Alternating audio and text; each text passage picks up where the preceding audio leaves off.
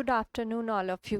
जैसा कि हम कल पढ़ चुके थे कोशिका के बारे में कि कोशिका क्या होती है, कोशिका की खोज किसने की, प्रोकैरियोटिक कोशिका और यूकेरियोटिक कोशिका में क्या क्या अंतर होता है, प्लांट सेल एनिमल सेल में क्या क्या अंतर होता है, इन सब के बारे में हमने क्या क्या था कल डिस्कस कर लिया था। कल हम क्या पढ़ रहे थे? सेल। सेल मीन्स कोशिका। कल हम पढ़ रहे थे कोशिका। क्या कोशिका की खोज किसने की, फादर ऑफ साइटोलॉजी कौन थे। नया आगे स्टार्ट करने से पहले एक बार हम जल्दी जल्दी रिवाइज कर लेते हैं पहले वाला। तो यहाँ से स्टार्ट हुई थी हमारी कोशिका। यहाँ से कोशिका। तो कोशिका क्या होती है? किसी भी जीव की संरचनात्मक और क्रियात्मक इकाई क्या होती है? कोशिका होती है। कोशिका का अध्ययन क्या कहलाता है? साइटोलॉजी कहलाता है। लेकिन कोशिका अंगों का अध्ययन क्या कहलाता है?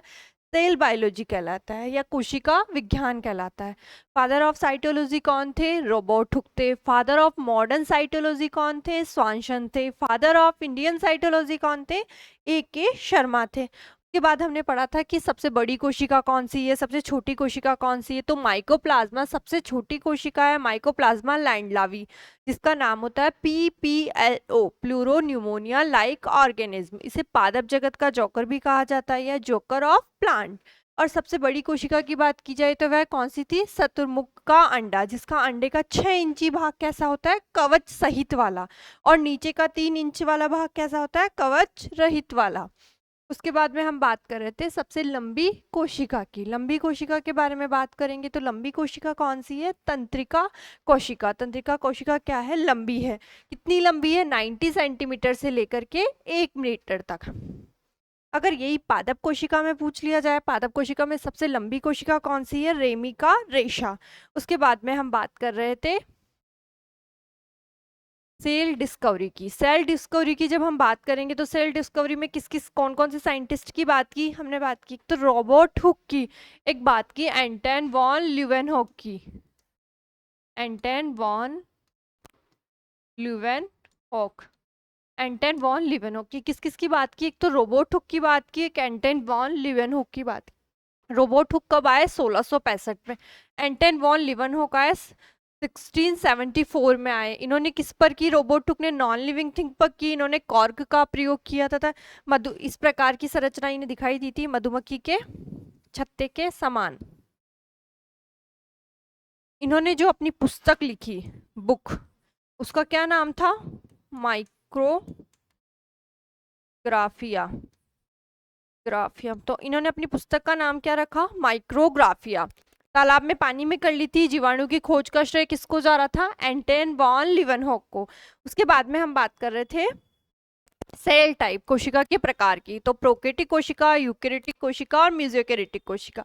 उसके बाद हमने बात कर ली थी प्रोकैरियोटिक और यूकेरियोटिक के अंतर की कि क्या क्या अंतर होते हैं। सेल वाल की उपस्थिति के आधार पर, केंद्रक झिल्ली के आधार पर, केंद्रिका के आधार पर, डीएनए के आधार पर, क्रोमोसोम गुणसूत्र के आधार पर और राइबोसोम के आधार पर। उसके बाद हमने क्या बात की थी?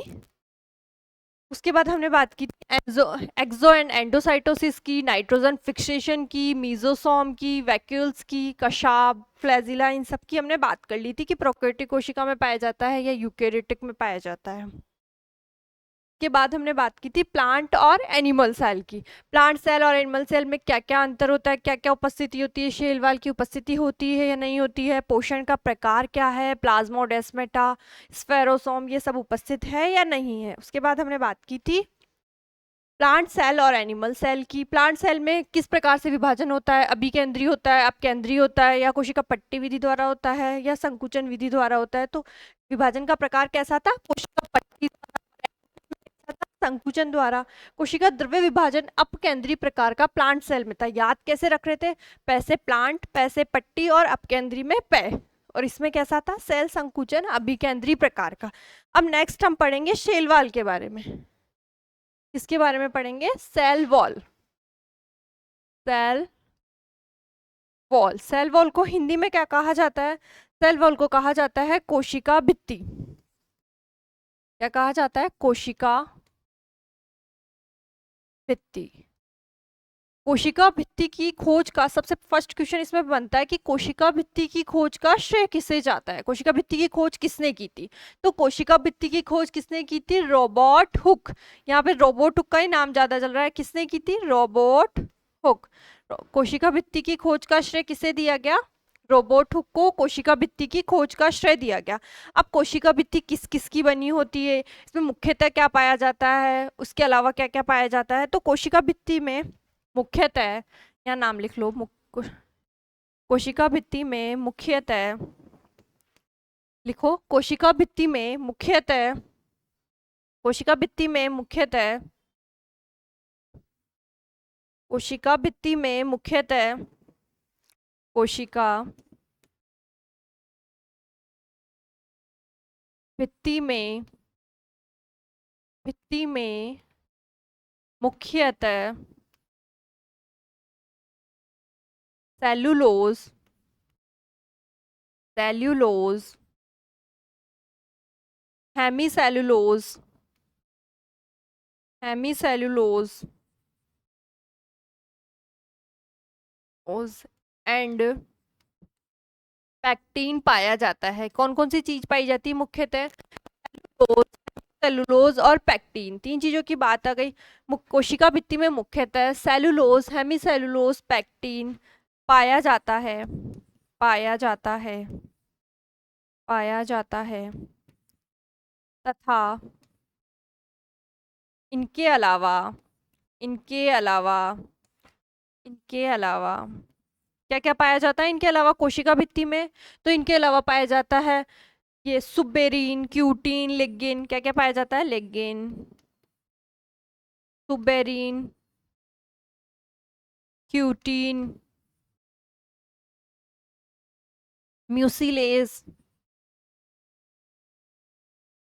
और क्या पाया जाता है, सीलिया,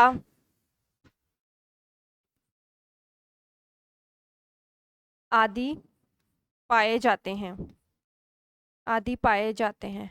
अब क्वेश्चन पूछ लिया जाए कोशिका भित्ति में मुख्यतः क्या क्या पाया जाता है, या कोशिका भित्ति मुख्यतः किस किस की बनी होती है, तो सेलुलोज, हेमीसेलुलोज और पैक्टीन की कोशिका भित्ति मुख्यतः बनी होती है। अगर इसके अलावा पूछ लिया जाए तो क्या क्या पाया जाता है, लिग्निन, सुबेरीन, क्यूटीन, म्यूसिलेज और सीलिया इसमें पाया जाता है।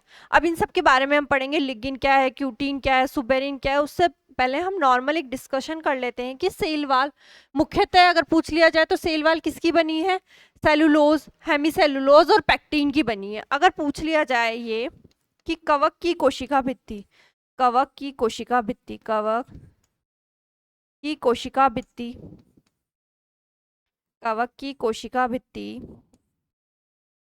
बनी होती है, किसकी बनी होती है कवक की कोशिका भित्ति, तो इसके लिए कवक की कोशिका भित्ति काइटिन की बनी होती है, काइटिन की बनी, कवक की कोशिका भित्ति किसकी बनी होती है, काइटिन की बनी होती है। अगर हम बात की जाए शैवाल की कोशिका भित्ति किसकी बनी होती है, इनमें से डायरेक्ट क्वेश्चन आ जाता है, तो लिखते हैं हम एल्गी की कोशिका भित्ति।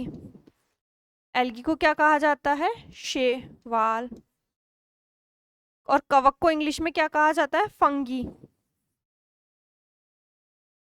तो एल्गी की कोशिका भित्ति किसकी बनी होती है, एक तो बनी होती है सेलुलोज की,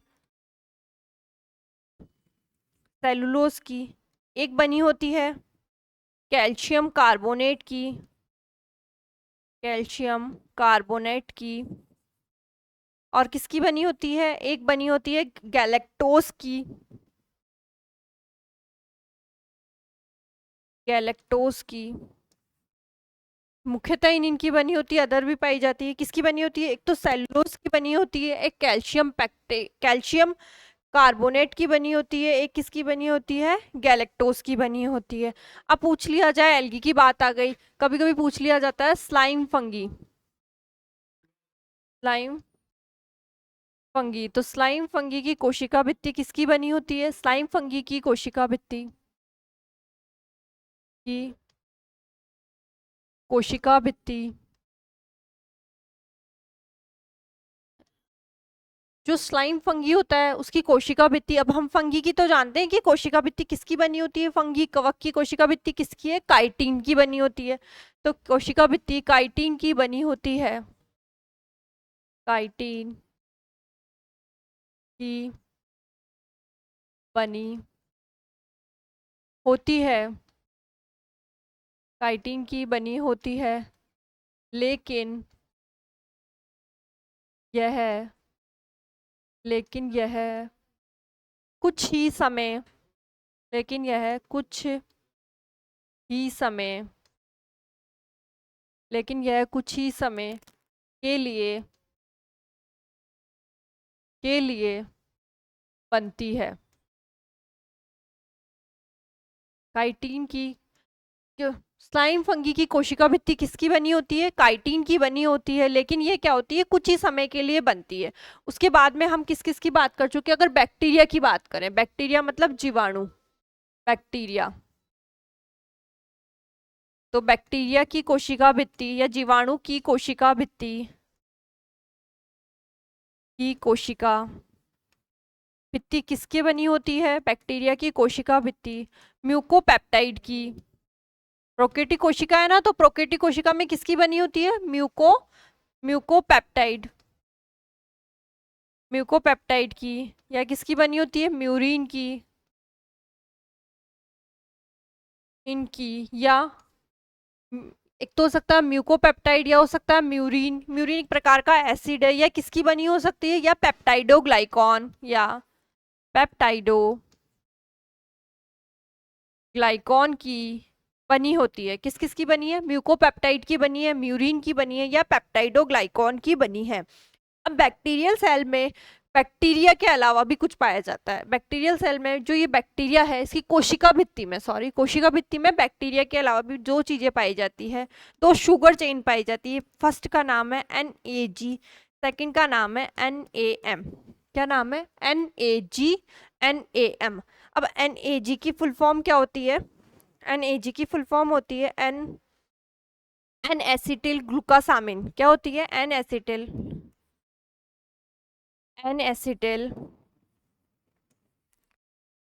ग्लूकोसामिन। क्या होती है? N acetyl glucosamine. NAG की फुल फॉर्म क्या होती है? N acetyl glucosamine. और NAM की फुल फॉर्म क्या होती है? N acetyl muramic acid. N acetyl muramic acid क्या होती है? एक तो एन एसिटिल ग्लूकासामिन होती है, एक होती है एन एसिटिल म्यूरिक एसिड या म्यूरेमिक एसिड। म्यूरिक या म्यूरेमिक एसिड, या तो म्यूरिक हो सकता है या म्यूरेमिक हो सकता है। कई जगह म्यूरिक बोला गया है और कई जगह इसको म्यूरेमिक बोला गया है। तो क्या हो गई? एक तो NAG हो गया, एक NAM हो गया। NAG की फुल फॉर्म क्या होती है? N acetyl glucosamine. NAM की फॉर्म क्या होती है? N acetyl muramic acid. उसके बाद में हम कोशिका भित्ति की बात कर चुके हैं। अब कोशिका भित्ति में हमने कोशिका भित्ति के में हमने पढ़े थे, ये सेल वॉल में हम पढ़ेंगे। पहले पढ़ लेते हैं, दो कंपोनेंट में बस को हम बात कर पढ़ेंगे। एक तो इसके घटक होंगे कार्बोहाइड्रेट घटक। हिंदी में लिखूं का इंग्लिश में लिख देती हूँ, ये हिंदी ले लो। कार्बोहाइड्रेट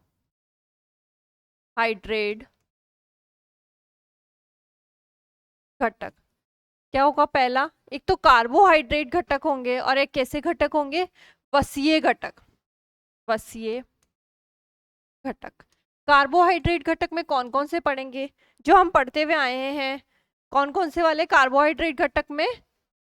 सेलुलोज पहला पढ़ेंगे, सेलुलोज। दूसरा पढ़ेंगे हेमीसेलुलोज, हेमीसेलुलोज। और पढ़ेंगे तीसरा पेक्टिन। जो मुख्यतः पाए जाते हैं वो कौन से वाले घटक है? कार्बोहाइड्रेट घटक। ये कार्बोहाइड्रेट घटक का निर्माण होता कहाँ पे है? तो ये निर्माण होता है डिक्टियोसोम। कहाँ पर होता है?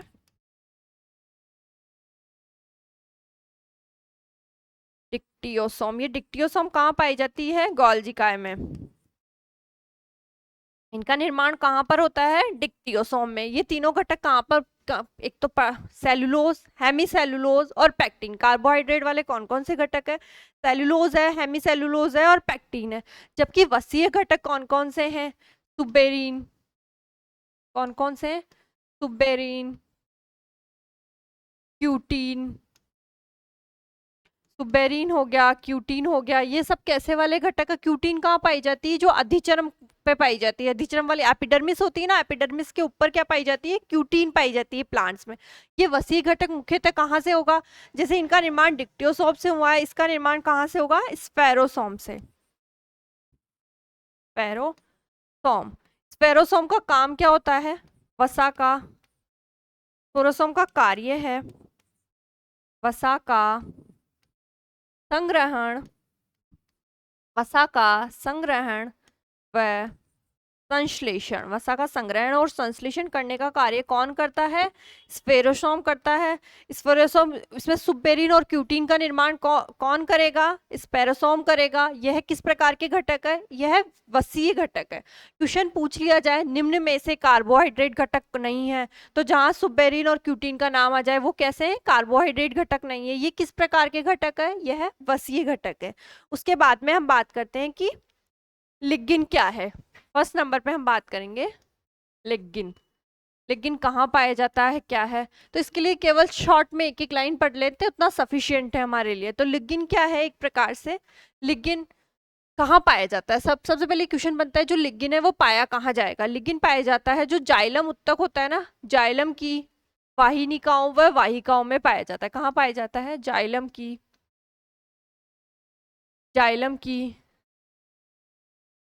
वाहिनिकाओं। वाहिनिकाओं, वाहिनिकाओं का मतलब ट्रैकेट्स।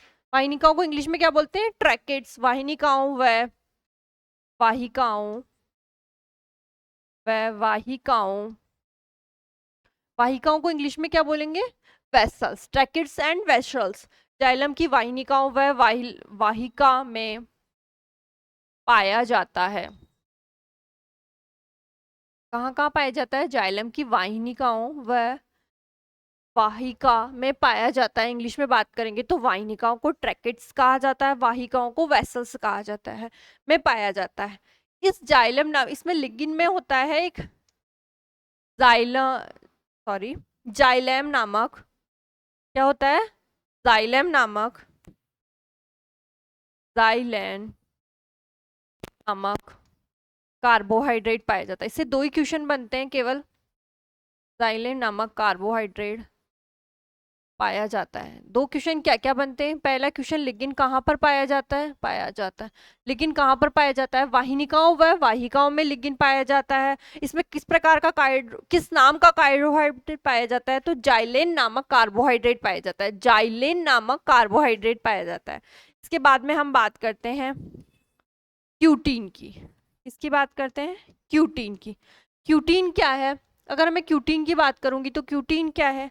क्यूटीन एक प्रकार के अधिचर्म वाली जो कोशिकाएं होती है ना, ये अधिचर्म है माना कि अधिचर्म कोशिकाओं के ऊपर जो ये जमा होता है, ये किसका जमा होता है? क्यूटीन का। ये तो है एपिडर्मिस। एपिडर्मिस, एपिडर्मिस के ऊपर किसका जमान होता है? क्यूटीन का। इसका कार्य क्या होता है? ये पेड़ पौधों को, इनको जल की हानि से बचाना। तो इसका कार्य क्या है? जल की हानि से बचाना। जल की हानि से बचाना। तो जल की हानि से बचाने का कार्य कौन करता है? बचाना। जल की हानि से बचाने का कार्य करता है क्यूटीन। क्यूटीन एक प्रकार का क्या है? हमने किसके अंदर पढ़ा है? वसी के अंदर पढ़ा है ना। तो क्यूटीन एक प्रकार का, यह एक प्रकार का, यह एक प्रकार का, एक प्रकार का वसीय पदार्थ है। यह एक प्रकार का कैसा पदार्थ है? वसीय पदार्थ है। इतना सा दो, इसमें दो पॉइंट क्या क्या पढ़ने के लिए है? क्यूटीन एक प्रकार का वसीय पदार्थ है। क्यूटीन कहाँ पाई जाती है? अधिचर्म के जस्ट ऊपर की ओर क्यूटीन पाई जाती है। क्या कार्य होता है? यह जल की हानि को बचाता है। उसके बाद में थर्ड नंबर पे हम बात करते हैं सुबेरीन की। सुबेरीन, तो सुबेरीन क्या है? ये वो तो जल की हानि को बचाता है। ये क्या होता है? सुबेरीन जल के लिए अपारगम्य होता है। क्या होता है? जल के लिए अपारगम्य। तो ये क्या है? जल के लिए, जल के लिए अपारगम्य। जल के लिए अपारगम्य कौन होता है? सुबेरिन। सुबेरिन भी किस प्रकार का है? एक प्रकार से यह भी एक प्रकार से वसीय पदार्थ है। तो सुबेरिन यह एक प्रकार का, यह एक प्रकार का, एक प्रकार का कैसा पदार्थ है? वसीय पदार्थ है। यह एक प्रकार का वसीय पदार्थ है।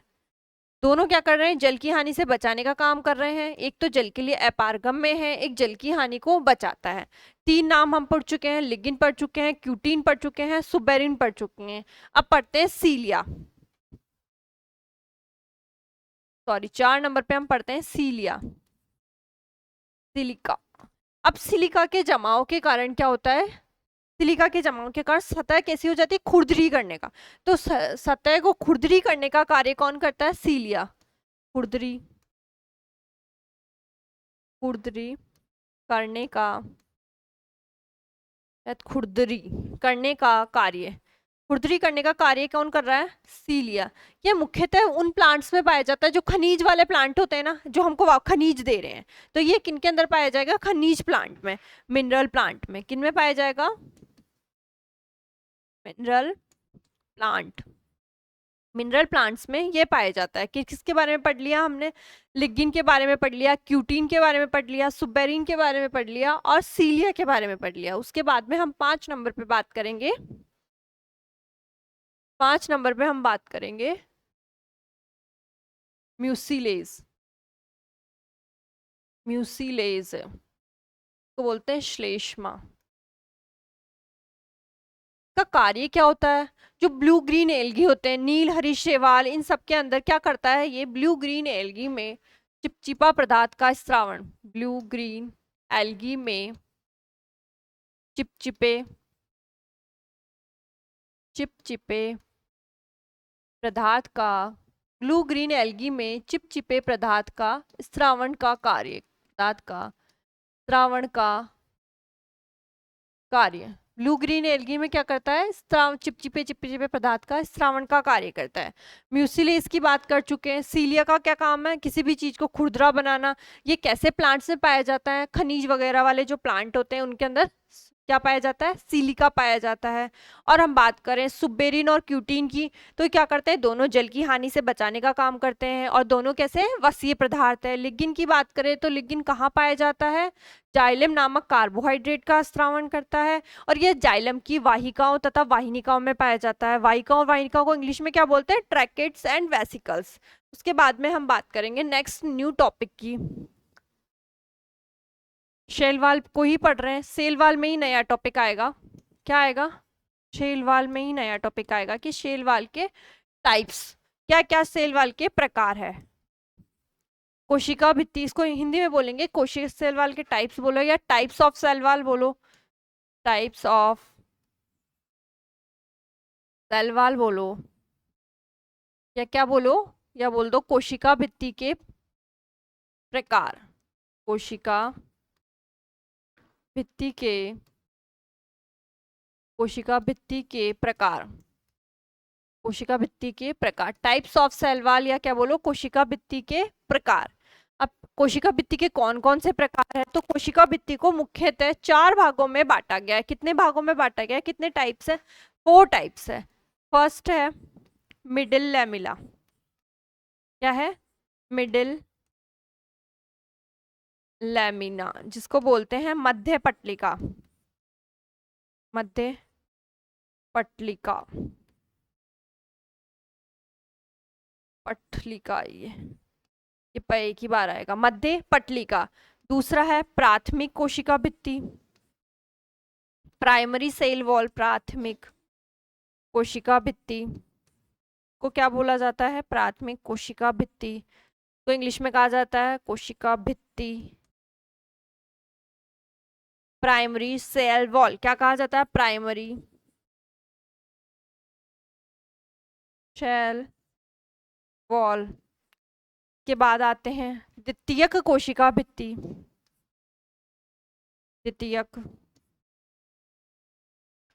कोशिका भित्ति। अब द्वितीय कोशिका भित्ति को क्या कहा जाता है? Secondary cell wall. क्या कहा जाता है? Secondary cell wall. उसके बाद कौन सा प्रकार है? एक तृतीयक कोशिका भित्ति, तृतीयक कोशिका भित्ति। जो ये तृतीयक कोशिका भित्ति होती है ना, इसको बोला जाता है टर्सरी। ये कुछ ही प्लांट्स में उपस्थित, क्या लिखेंगे, कुछ ही प्लांट्स में उपस्थित, कुछ ही प्लांट्स में उपस्थित। तृतीय कोशिका भित्ति कुछ ही प्लांट्स में पाई जाती है। सर्वप्रथम किसका निर्माण होता है प्रकार में, सबसे पहले मिडिल लैमिला बनती है, उसके बाद क्या बनती है, प्राथमिक कोशिका भित्ति बनती है, उसके बाद द्वितीय कोशिका भित्ति बनती है, फिर तृतीय कोशिका भित्ति बनती है। तो हम सबसे पहले किसके बारे में पढ़ेंगे, मिडिल लैमिला के बारे में। किसके बारे में पढ़ रहे हैं, मध्य पटलिका, मध्य पटलिका, मध्य पटलिका, मध्य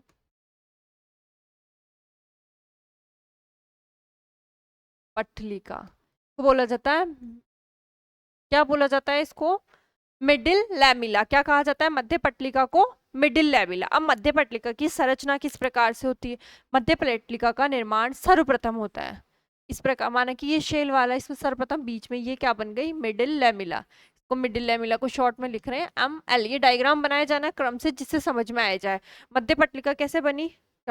मध्य पटलिका का कार्य क्या होता है, मध्य पटलिका आपस में जोड़ने का कार्य करती है, मध्य पटलिका कठोरता प्रदान करने का कार्य करती है। तो मध्य पटलिका, सबसे पहले मध्य पटलिका के बारे में फर्स्ट टॉपिक ये लिखेंगे, मध्य पटलिका का निर्माण कैसे होता है। तो मध्य पटलिका का निर्माण कोशिका विभाजन की, कोशिका विभाजन की, मध्य पटलिका का निर्माण कोशिका विभाजन की, कोशिका विभाजन की, कोशिका विभाजन की, कोशिका विभाजन को इंग्लिश में बोलते हैं सेल डिवीजन की, कोशिका विभाजन की, टीलोफेज, टीलोफेज, टीलोफेज अवस्था में होता है, टीलोफेज अवस्था में होता है। कब होता है इसका निर्माण, टीलोफेज अवस्था में होता है। सेकंड, इसका कार्य क्या है, कठोरता प्रदान करने का कार्य करती है, कठोरता प्रदान करती है। इसकी मात्रा कच्चे फलों में, कच्चे फलों में, फलों में ml उपस्थित होने के कारण, उपस्थित होने के कारण, के कारण कच्चे फल कैसे होते हैं, कठोर होते हैं, के कारण कच्चे फल, कच्चे फल कठोर होते हैं, के कारण कच्चे फल कैसे होते हैं, कठोर होते हैं। अब मध्य पटलिका है, मध्य पटलिका का निर्माण कैसा होता है, कोशिका विभाजन की टीलोफेज अवस्था। कोशिका विभाजन की प्रावस्थाएं हम जानते हैं कि कैसी होती है, प्रोफेज, मेटाफेज, एनाफेज और टीलोफेज। तो टीलोफेज अवस्था में कोशिका विभाजन की टीलोफेज अवस्था में होता है। मध्य पटलिका का निर्माण कैसे होता है, सर्वप्रथम इसी का ही निर्माण होता है, सर्वप्रथम निर्माण, सर्वप्रथम किसका निर्माण होता है, तीनों चारों में से मिडिल लैमिला का, ML का निर्माण सर्वप्रथम होता है। इसका क्या कार्य होता है, कठोरता प्रदान करने का कार्य करती है। कच्चे फलों में मिडिल लैमिला की मात्रा ज्यादा होने के कारण ये कैसे होते हैं, कच्चे फल कठोर होते हैं। वह पके हुए फलों में, पके हुए फल में, पके हुए ML की मात्रा मिडिल लैमिला या मिडिल लैमिला अनुपस्थित होती है। बिल्कुल अनुपस्थित ही कर लो, धीरे धीरे, अनुपस्थित होती है। मिडिल लैमिला क्या होती है, अनुपस्थित होती है। आ गया ये। अब ये जो मध्य पटलिका है वो किसकी बनी होती है, कि कठोरता का कारण क्या होता है, या तो मिडिल लैमिला दे दिया जाएगा या बोल दिया जाएगा कैल्शियम और मैग्नीशियम पैक्टेट के कारण। किस कारण होती है ये, कैल्शियम व मैग्नीशियम पैक्टेट के कारण, कैल्शियम एंड मैग्नीशियम, कैल्शियम व मैग्नीशियम पैक्टेट के कारण। किस कारण से होती है ये, कैल्शियम व मैग्नीशियम पैक्टेट के ये कारण ऐसी होती है। आगे ये क्या क्या काम कर रही है, कठोरता प्रदान करने का काम कर रही है, और कच्चे फलों में मिडिल लैमिला उपस्थित होती है। पके हुए फलों में क्या होती है, मिडिल लैमिला धीरे धीरे अनुपस्थित होने लग जाती है। इसमें क्या होता है, कैल्शियम और मैग्नीशियम पेक्टेट उपस्थित होता है। ये क्या करती है, आपस में इतनी कठोर होती है कि मतलब ये जोड़ने का कार्य करेगी एक तरह से। कच्चे फलों को खा के देखा होगा कितना कठोर कठोर होता है, लेकिन जैसे ही आम है, आम केरी होती है, तो केरी स्टार्टिंग में कैसी होती है, कच्ची होती है, तब कठोर होती है, मतलब उसमें कैल्शियम और मैग्नीशियम पेक्टेट क्या है, बहुत मात्रा में उपस्थित है। जैसे जैसे केरी आम में बदलने लगती है तो वह मुलायम होने लग जाती है, तो उसमें क्या होता है, मिडिल लैमिला एब्सेंट हो जाती है। उसके बाद में हम बात करते हैं प्राथमिक कोशिका भित्ति। सेकंड नंबर पे बात करते हैं प्राथमिक कोशिका भित्ति, primary cell, primary cell wall, प्राथमिक कोशिका भित्ति। अब प्राथमिक कोशिका भित्ति कैसी होती है, हमने पढ़ा था कि ये पढ़ चुके हैं कि इनके बीच में तो क्या उपस्थित होती है, मिडिल लैमिला। ये तो क्या है, मिडिल लैमिला। अब मिडिल लैमिला के दोनों ओर, मिडिल लैमिला के दोनों ओर क्या है, प्राथमिक कोशिका भित्ति, प्राइमरी शेल वॉल, ऐसे लिख, primary cell wall, primary cell wall. Primary cell wall कहाँ उपस्थित है, primary cell wall middle lamella के दोनों तरफ उपस्थित है। अब इसका आकार कितना होता है, इसका आकार होता है 1 से 3 माइक्रोमीटर। कैसा होता है, 1 से 3 माइक्रोमीटर। जो प्रारंभिक शेल वाल होता है उसी के अंदर पाई जाती है सेल्यूलोज, हेमी सेल्यूलोज और पैक्टिन। क्या क्या पाया जाता है इसके अंदर, सेल्यूलोज, और क्या पाया जाता है, hemicellulose, hemicellulose, cellulose, hemicellulose, और क्या पाया जाता है, पैक्टिन। तीन चीजें हो गई, सेल्यूलोज हो गया, हेमी सेल्यूलोज हो गया, और पैक्टिन हो गया। ये कैसी होती है, पतली होती है। अगर बात करें सेकेंडरी सेल वाल की तो उसके कंपैरिजन में ये क्या होती है, पतली होती है। इसके गुण हैं, ये पतली है, और कैसे है, पैसे पतली, पैसे पारगम्य है, और क्या है, लचीली है, सॉफ्ट है।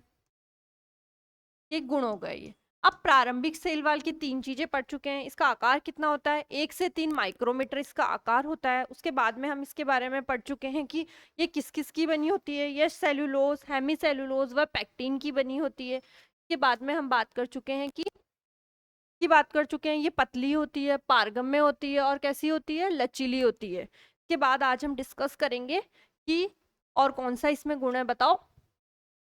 प्राइमरी शेल वाली तीन ही गुण है इसके अंदर। इसका नॉर्मली पूछ लिया जाता है, इसका आकार, इसकी स्थिति, किस किस की बनी है, पतली है, मोटी है। इसका बिल्कुल अपोजिट होती है secondary cell wall. Secondary cell wall का आकार होता है 3 से 5, तो सेकेंडरी सेल वाल हम साथ में यही पढ़ लेते हैं।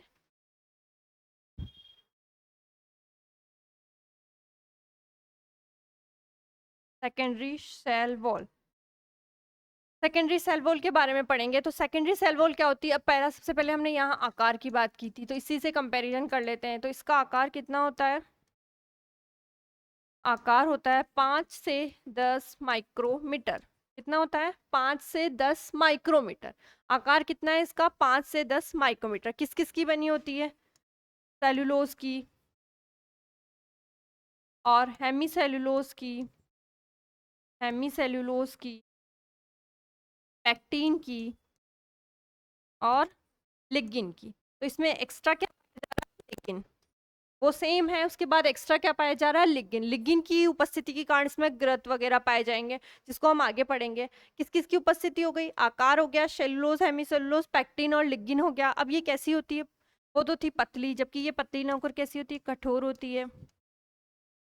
और ये पतली, कठोर, सॉरी, या मोटी बोल दो, एक ही बात है, कोई मोटी, लचीली से कर दिया मैंने, कठोर, मोटी, और कैसी होगी, अपारगम्य, अपारगम्य, अपारगम्य। कैसी होती है, अपारगम्य।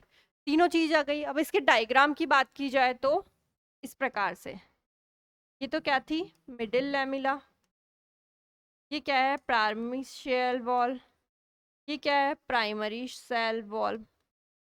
इतना सा डायग्राम हम ऊपर तक समझ चुके हैं। उसके बाद अगर सेकेंडरी की बात की जाए तो इसको 3 भागों में बांटा गया है।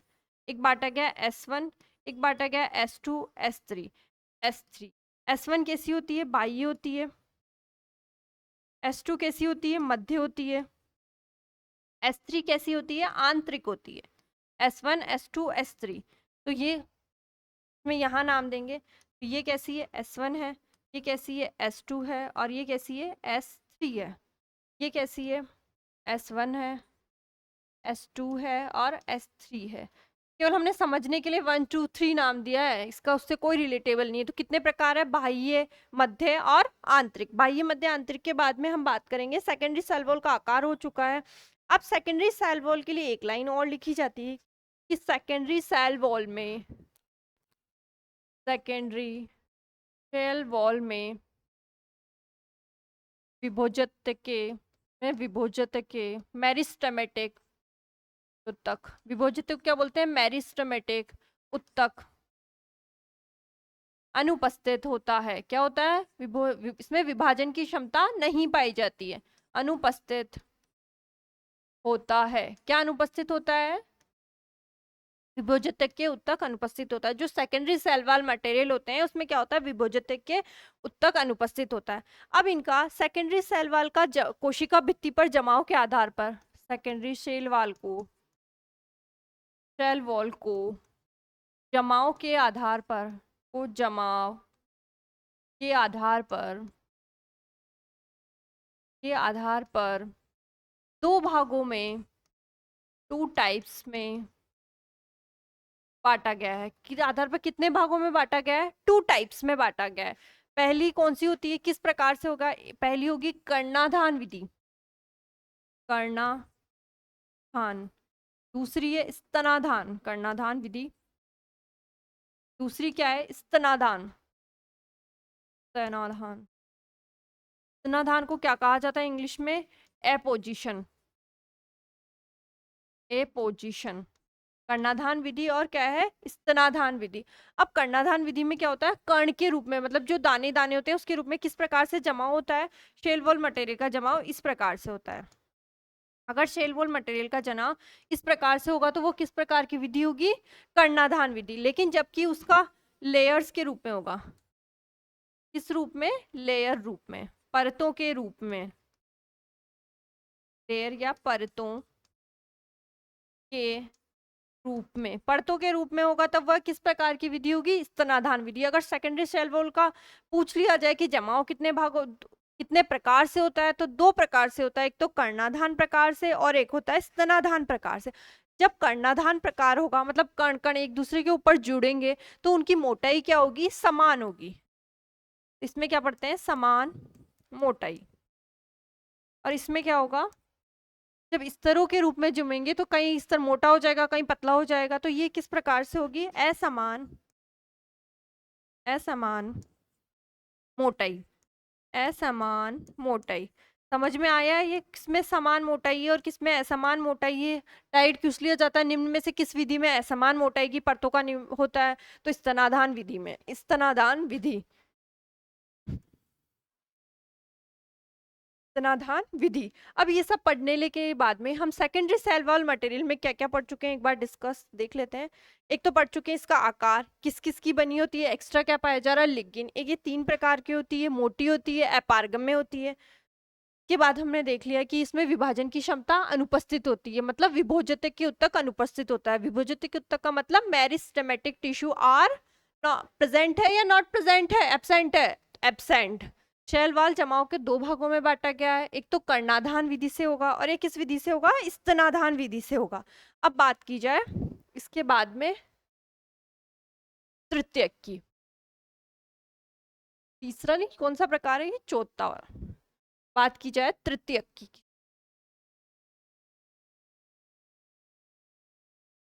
4 नंबर पे तृतीयक, तृतीयक, तृतीयक। तो ये तृतीयक होती है वह बहुत कम उपस्थित होती है, तृतीयक कोशिका भित्ति। यह किसमें पाई जाती है? यह केवल जिम्नोस्पर्म पादप की, यह केवल जो तृतीयक होती है जो किसमें पाई जाती है? यह केवल जिम्नोस्पर्म पादप की वाहिनिकाओं में पाई जाती है। किसमें पाई जाती है? जिम्नोस्पर्म पादप की, gymno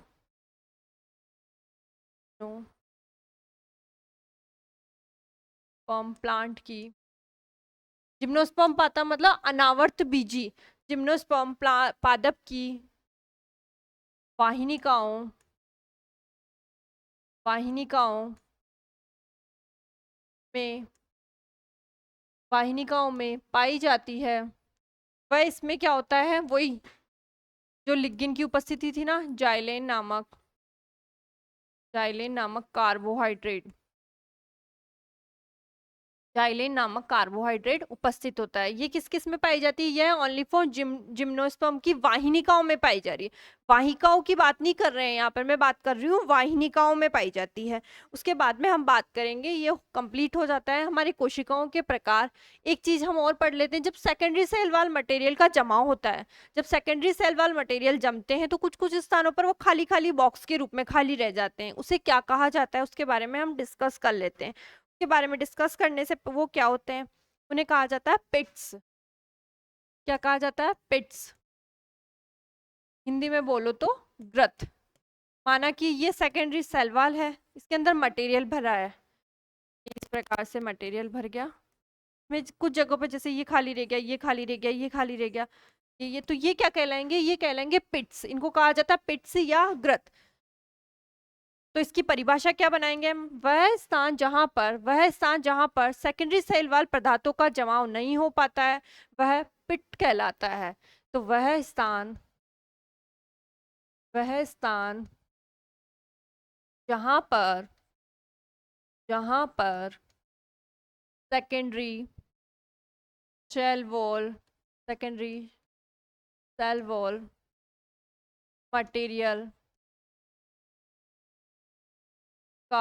secondary cell wall material का जमाव नहीं हो पाता है, नहीं, सेकेंडरी सेल वॉल मटेरियल का जमाव नहीं हो पाता है, वह भाग क्या कहलाता है? वह भाग पिट या गर्थ कहलाता है। उसे क्या कहा जाता है? पिट्स या ग्रथ कहते हैं। पिट्स या ग्रथ कहते हैं। पिट्स जो होता है ना, आपस में दो चीजों को, पदार्थों का इधर से उधर परिवहन करने का काम करता है। तो इसका कार्य क्या है? इसका कार्य है cell wall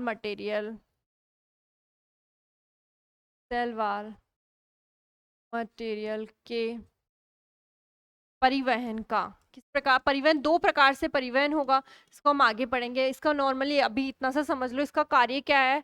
cell wall material का इधर से उधर परिवहन करना। अब पिट्स में क्या होता है? पिट्स अगर हमेशा क्या होते हैं? पेयर के रूप में पाए जाते हैं। एक पिट्स है, जैसे कि ये एक पिट है, इसके जस्ट इस साइड में एक और पिट उपस्थित होगा। अगर दोनों में पिट उपस्थित है तो इसे बोलेंगे पिट पेयर। क्या बोलेंगे? पिट पेयर। और यदि इसमें एक कंडीशन बनती है, इधर तो पिट उपस्थित है, उपस्थित ये मतलब, और इस साइड में क्या है? उपस्थित है। अनुपस्थित क्या है? बीच में होने लगा है, तो इसे क्या बोलेंगे? Blind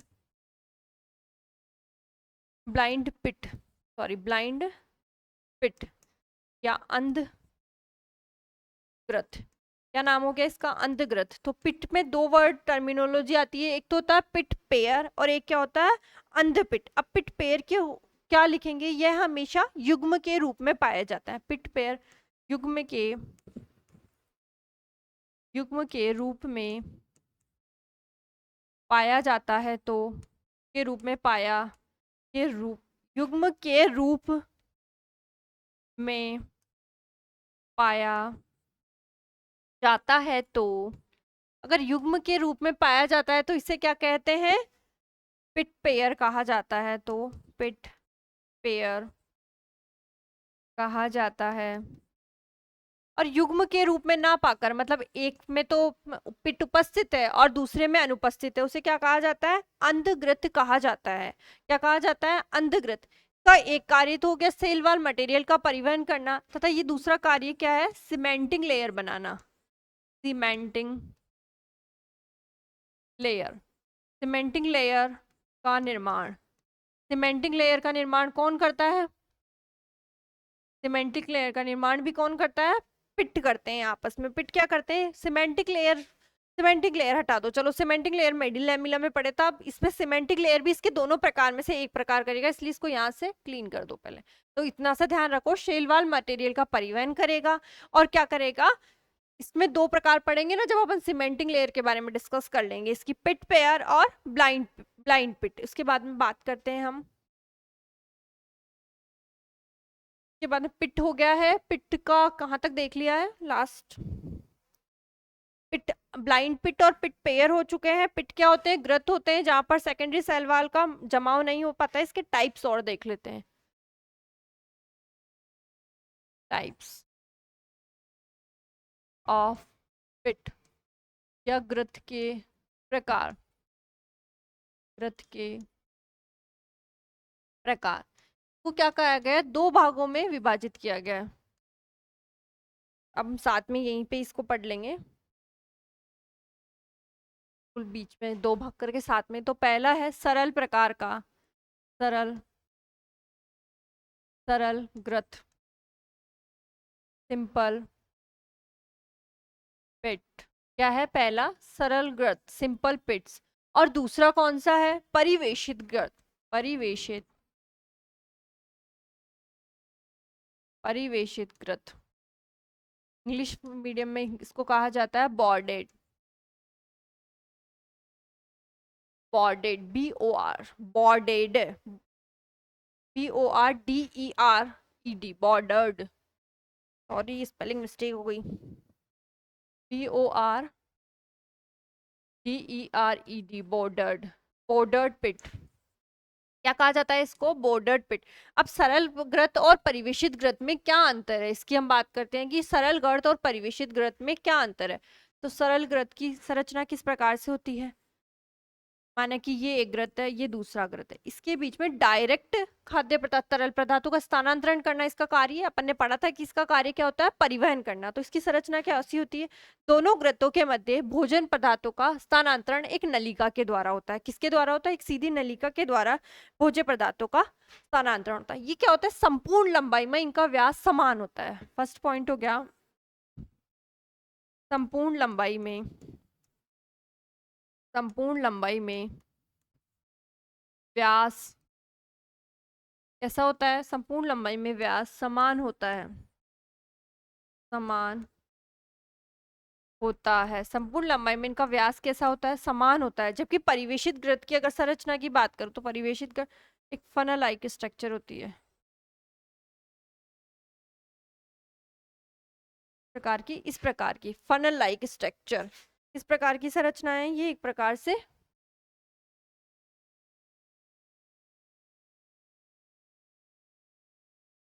funnel like, funnel like structure, funnel like structure, funnel like structure. अब बॉर्डेड, इसमें क्या होता है, संपूर्ण लंबाई में क्या होता है, इसका व्यास समान होता है। जबकि यहाँ क्या है, संपूर्ण लंबाई में व्यास असमान होता है। इसका फर्स्ट पॉइंट क्या हो गया,